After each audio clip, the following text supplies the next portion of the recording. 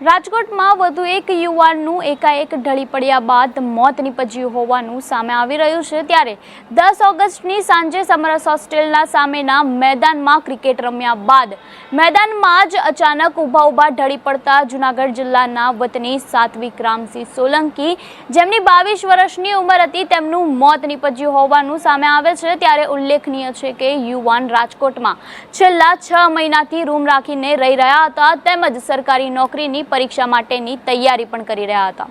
ત્યારે ખેડૂત પરિવારના એકના એક પુત્રનું મોત થતા પરિવારમાં કલ્પાંત છવાઈ ગયો છે। ત્યારે અચાનક યુવાન ઢળી પડતા તેના સાથીદારોએ બેભાન હાલતમાં સારવાર અર્થે હોસ્પિટલ પણ ખસેડ્યો, પણ ત્યાં ફરજ પરના તબીબે તેને મૃત જાહેર કર્યો। ત્યારે પોલીસને જાણ થતાં પોલીસ પણ હોસ્પિટલ પહોંચે છે અને મૃતદેહને પોસ્ટમોર્ટમ અર્થે ખસેડીને મોતનું સાચું કારણ જાણવાની તપાસ હાથ ધરી હતી। ત્યારે પ્રાથમિક તપાસમાં સામે આવે છે કે યુવકને હાર્ટ એટેક આવવાથી મોત થયું છે। ત્યારે આપનું વધતા હાર્ટ એટેક અંગે શું કહેવું છે, અમને કમેન્ટ બોક્સમાં આપના મંતવ્યો જરૂરથી જણાવજો।